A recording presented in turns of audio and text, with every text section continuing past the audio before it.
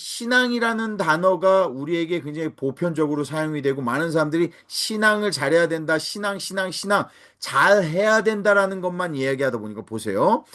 잘해야 된다라는 것 how의 영역이에요. 어떻게 해야 된다라는 것만 이야기를 하다 보니까 무엇을 얘기하지 않느냐? what을 이야기하지 않는다는 거예요. 무엇을 해야 신앙이 된다는 얘기를 하지 않고 어떻게 해야만 신앙이 된다라고 얘기를 해요. 근데 어떻게를 이야기하기 위해서는 반드시 무엇이 필요하거든요. 뭘 어떻게 열심히 믿어야 돼, 잘 믿어야 돼라고 얘기를 하죠. 뭘 믿어야 되는데. 잘 믿는다고 얘기하지만 무엇을 잘 믿어야 되는데 라는 이야기를 할 필요가 있다는 거예요. 그래서 이 보편적인 신앙이라는 이야기를 일단 셋으로 묶어놓고요. 그게 바로 회개, 믿음, 인내 이 셋입니다. 주님을 만나기 전까지 우리가 해야 되는 신앙의 단계입니다. 그런데 이 단어들도요. 잘 보세요. 회개, 믿음, 인내 이 단어들이 너무나 우리가 overuse하는 단어들이에요. 항상 쓰는 단어들이고 마치 이런 표현을 영어로 하자면 클리셰라고 합니다. 그냥 이렇게 마치 이 교회에서 사용하는 그냥 보통 평범하게 얘기하는 클리셰, 그냥 의미 없는 말과 같이 사용이 된다는 거 이게요. 그런데 사실 이 안에는 굉장히 신학적인 임팩트들이 담겨 있는 바구니들이에요, 이 세 개가요. 그래서 우리가 이 세 개들의 의미가 진짜 무엇인지를 오늘 여러분들에게 명확히 설명을 드리려고 합니다. 그래서 다시 가장 좋은 학습은요, 여러분들이 혼란스러워하는 것, 비슷한 것과 함께 비교해서 학습하는 거예요, 사실은요. 그러니까 어떻게 비교해서 학습을 할 거냐? 회계라는 단어는요, 후회라는 컨셉과 우리가 비교해서 같이 대화를 할 겁니다. 왜냐, 두 개가 굉장히 혼돈을 일으키거든요. 사실 성경적으로는, 성경을 봤을 때는 두 개는 헷갈릴 일이 아무것도 없어요. 회개와 후회는 비슷하지조차 않습니다. 어쩌면 정반대 쪽에 있는지도 몰라요. 그런데 너무나 이게 혼돈을 일으키고 있어요. 많은 교인들에게요. 음. 교회에 출석하는 적어도 한 90% 정도 되지 않을까? 90%는 여러분 교인이라고 보셔야 돼요. 10% 정도를 성도라고 우리가 보는 게 어쩌면 안전할 수 있습니다. 뭐 정확한 수치는 아니에요. 그러나 그렇게 보는 게 가장 안전하다고 생각을 합니다. 저는요. 그러니까 교회를 출석하는 사람들의 10%를 보는 거예요. 그 출석하는 사람들이 10% 성도라는 그 사람들이 구원의 대상이라는 거예요. 10명 중에 1명 정도가 구원을 받을 수 있지 않을까라는 생각을 한다는 거예요. 9명은 지옥에 간다는 얘기죠. 쉽게 얘기하면요. 교회를 다니는 사람들 중에서요. 그 정도로 신앙이라는 게 믿음이라는 것이 무엇을 믿느냐가 중요한데 그 무엇의 영역을 잘 모른다는 얘기예요. 모두 어떻게에 대한 영역에 대해서 관심이 있기 때문에 많은 간증들을 들어보면 여러분 이거 명확하게 아실 수가 있습니다. 대부분의 간증들을 들어보면 얼마나 열심히 믿었는지 잘 믿었는지 헌신적으로 믿었는지에 대해서 이야기하지만 무엇을 믿었는지에 대해서는 이야기하지 않습니다. 그렇게 열심히 헌신적으로 희생적으로 믿은 그 예수가 누구인지 얘기해 달라고 하면 예수에 대해서 얘기해 주시는 사람이 많지 않다는 얘기예요. 거의 없다는 얘기예요. 사실은 현실적으로요. 이야기를 하지 못합니다. 아니, 모르는 사람이 100만 원, 10만 원 아니, 만 원만 달라고 그래도 안 줄걸요, 아마요? 아, 만 원은 좀 그런가요? 만 원 줄 수 있죠. 사실 너무 인색하면 안 되니까요. 뭐 10만 원, 100만 원, 100불 달라 그러면 10불은 줄 수 있지만 100불 모르는 사람이 달라 그러면 혹은 같이 교회 안목이 있고 그냥 얼굴 서로 아는 사람이 100불은 줄 수 있을지 모르겠어요. 얼굴을 아니까. 우리 같은 교회니까. 근데 1000불을 좀 빌려달라 그러면은 그래 어렵지 않을까요, 여러분? 예? 같은 교회를 다닌다는 이유만으로요. 한 목장 식구야. 같이 친해. 같이 친한데 1000불 그래 내가 없어지는 셈 치고 준다 하더라. 만불은 좀 불가능하지 않을까 이거는요. 만불 만불 나한테도 큰 돈인데 1000만 원인데 한국 1000만 원이 넘죠. 요즘에 1100만 원 정도 됩니다. 한국 돈으로요. 근데 어렵지 않을까요? 그러면요. 이거 준다는 건요. 그런데 영생을 맡긴다고요?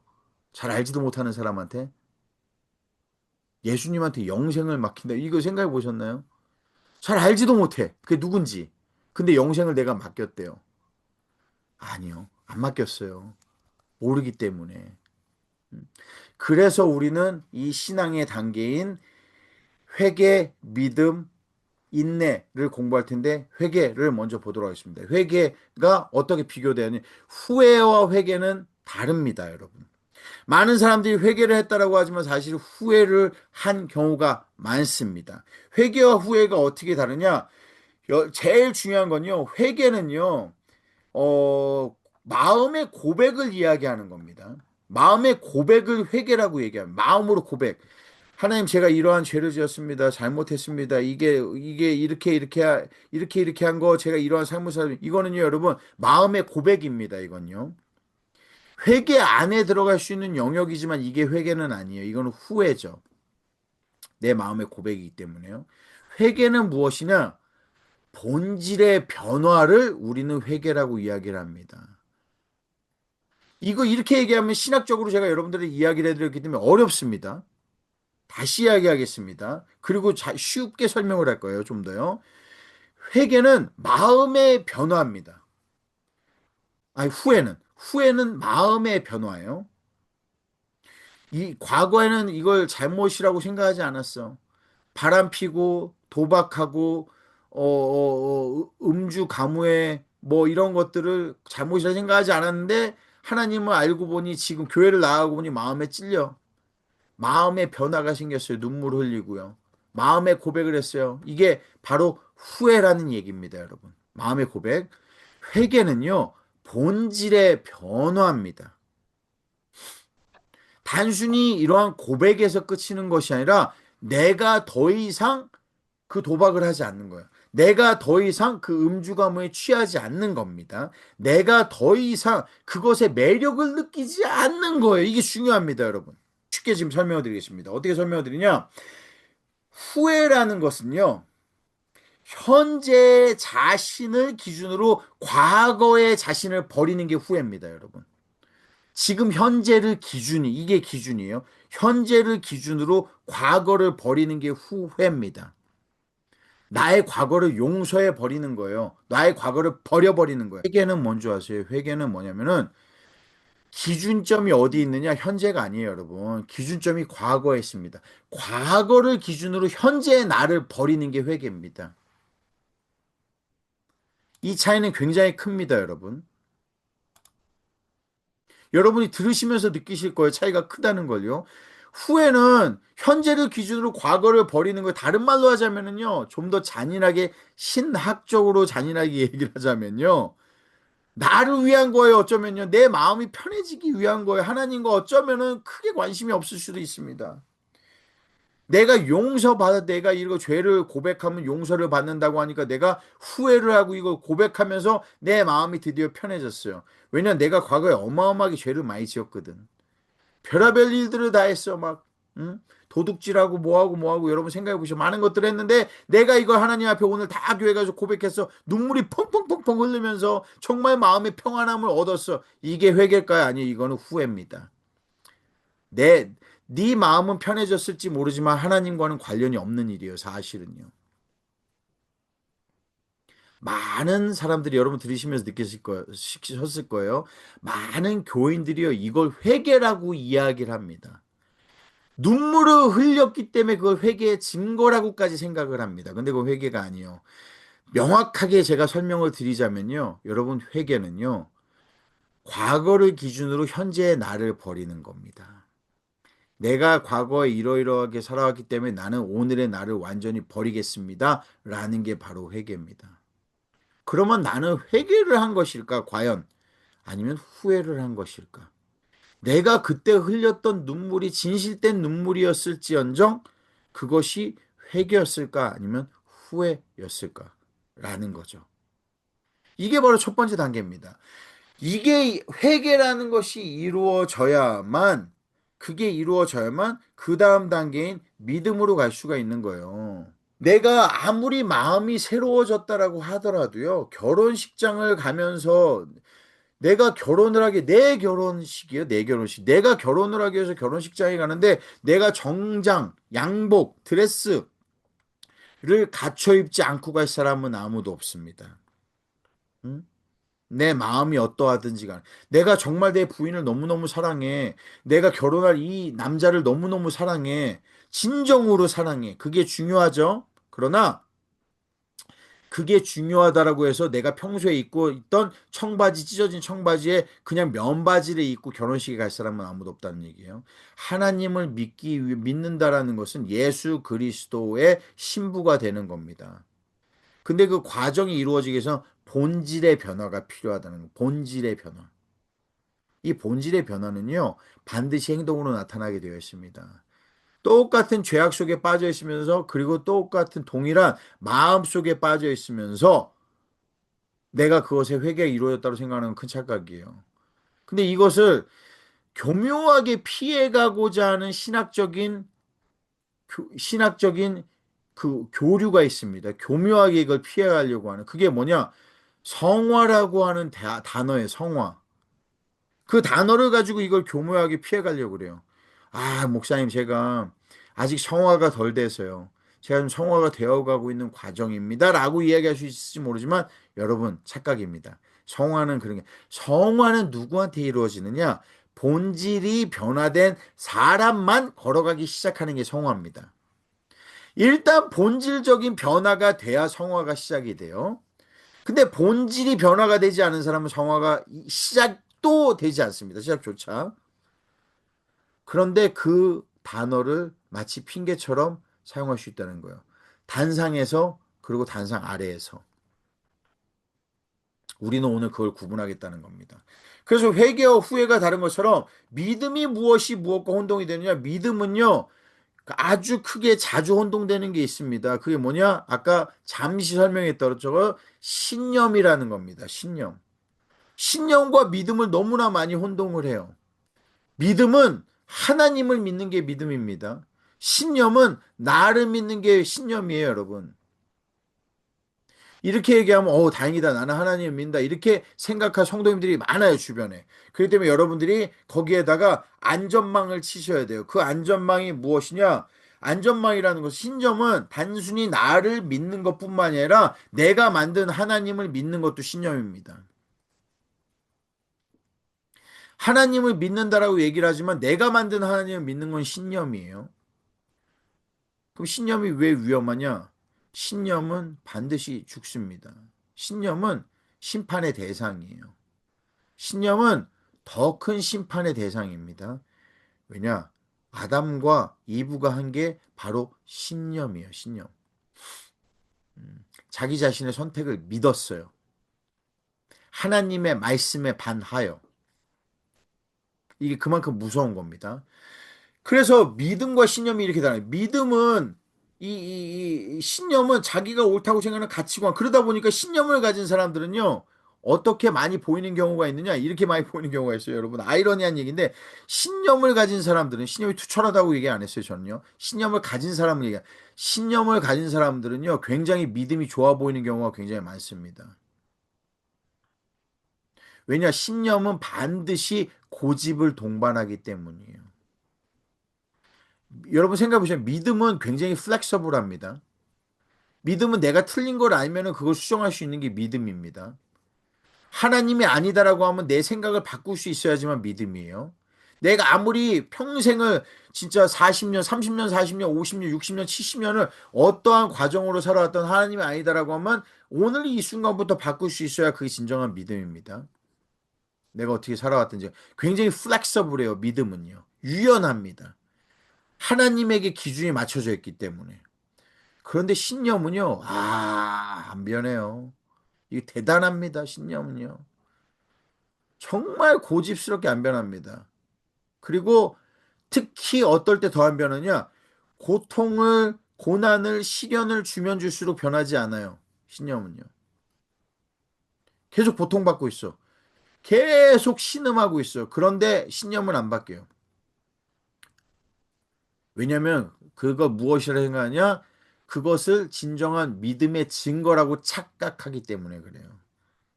하나님을 믿는 사람은요, 여러분, 어, 부의 정도를 따라서 돈이 많고 적고를 떠나서요, 여러분 구질구질하지 않아요. 하나님 믿는 사람들은요. 그리고 하나님을 믿는 사람들은 자신감은 없을 수 있습니다. 오해하지 마세요. 자신감은 없을 수 있어요. 그러나 자존감은 없지 않아요. 내 존재에 대한 가치가 바로 성도기 때문에 하나님의 자녀라는 이게 너무나 확실하기 때문에 그렇게 절대 자존감이 낮지 않습니다. 아까 말씀드린 것처럼요, 돈은 없을 수 있어요. 상황은 안 좋을 수 있어요. 그러나 그 사람의 모습을 보세요. 그 사람의 모습은요, 항상 무엇인가 어떠한 이 탄탄한 것에 쌓여져 있어요. 무엇인가 자랑할 만한 것에 쌓여져 있어요. 그게 바로 진정한 믿음을 가진 사람의 모습이에요. 왜냐? 자존감이 있기 때문에 그래요.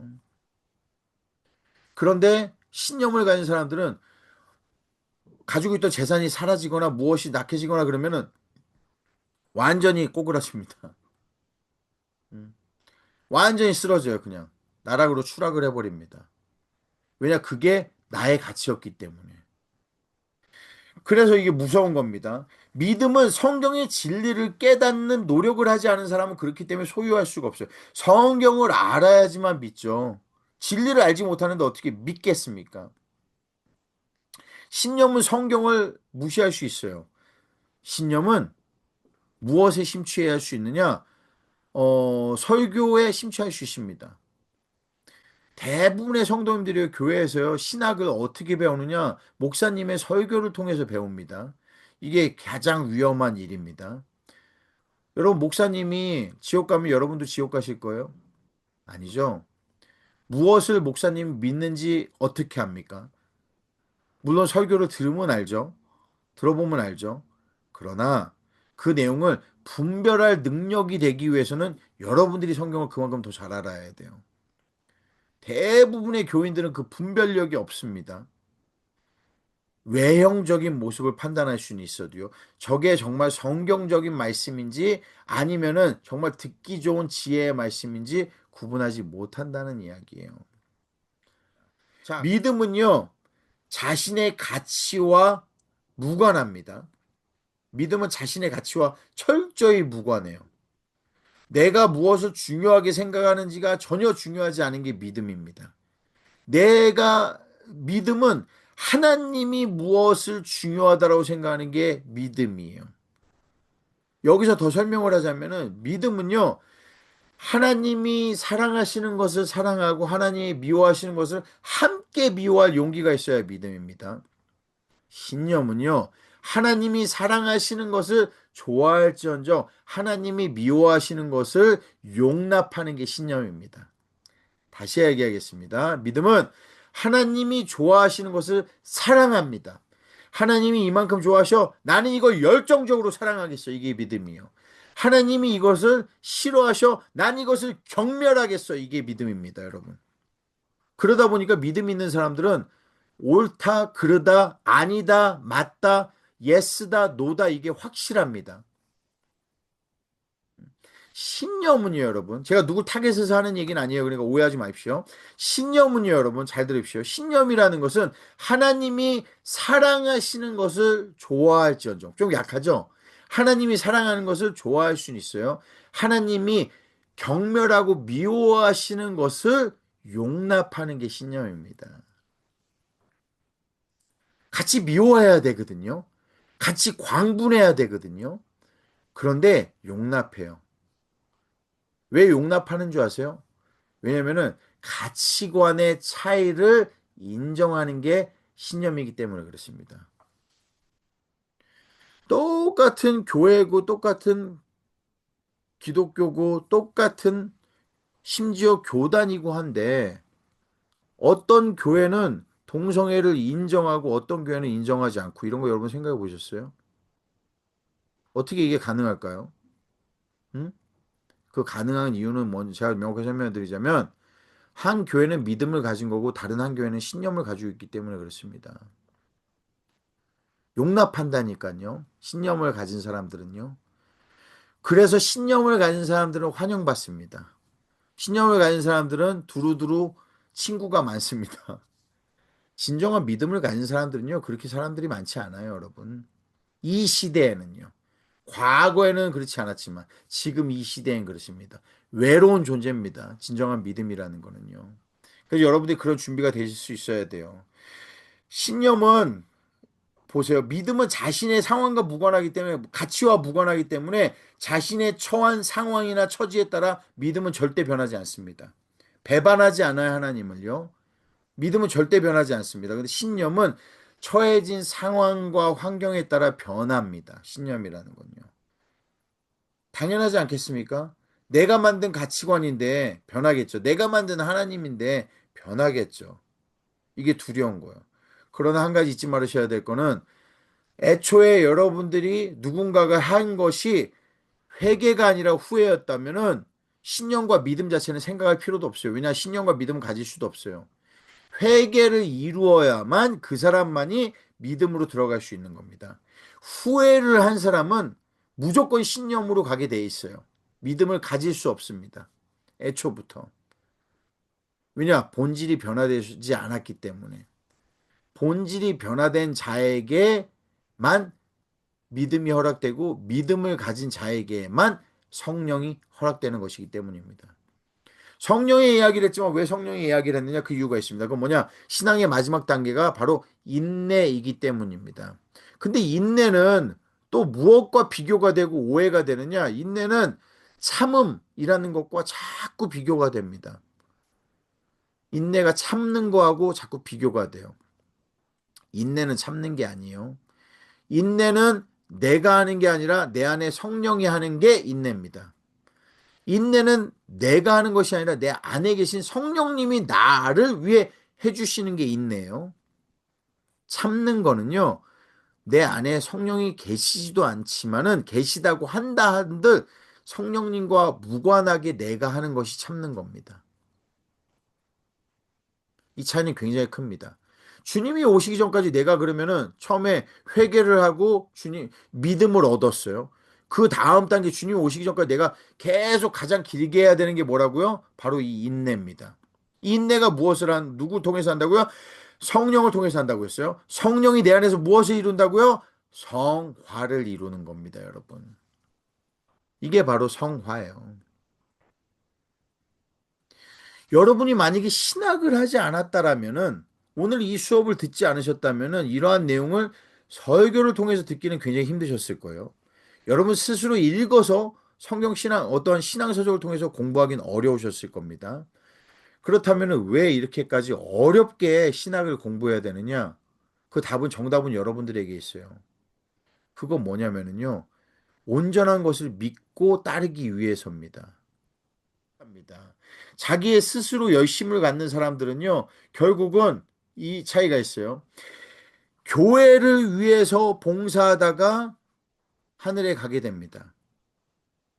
교회를 위해서 헌신하고 모든 걸 다 드리다가 가게 돼요. 어딜 가게 되느냐? 지옥을 가게 됩니다. 우리는 교회를 위해 부름을 받은 사람들이 아닙니다. 예수 그리스도를 섬기도록 부름을 받은 사람들입니다. 어디에서? 교회 안에서, 교회를 통해서. 그러나 교회를 섬기도록 부름받은 사람 아니에요. 그거를 명확하게 이해하셔야 됩니다. 내가 교회에서 이런 봉사도 하고 저런 봉사도 하고 이런 사역도 하고 이런 헌신도 하고 너무나 바쁘고 제가 시간이 없어요. 여러 가지 이런 것들을 하느라 정답은 뭔지 아세요? 그럼 다 내려놔. 이게 정답입니다. 왜 바빠? 왜 그렇게 분주해? 그렇게 할 필요가 없습니다. 누군가한테 더 기회가 가야죠. 더 많은 사람들이 섬길 수 있도록 해줘야죠. 그러나 내가 해야 될 것은 무엇이냐? 내가 해야 될 것은 오직 기도와 말씀에 전무하는 것처럼 주님을 섬기는 일이 우리 하는 일입니다. 주님을 섬기기 위해서 교회에서 무엇을 할 것이 있는가? 라는 것을 판단해야 되는 게 우리가 해야 될 일인 거예요.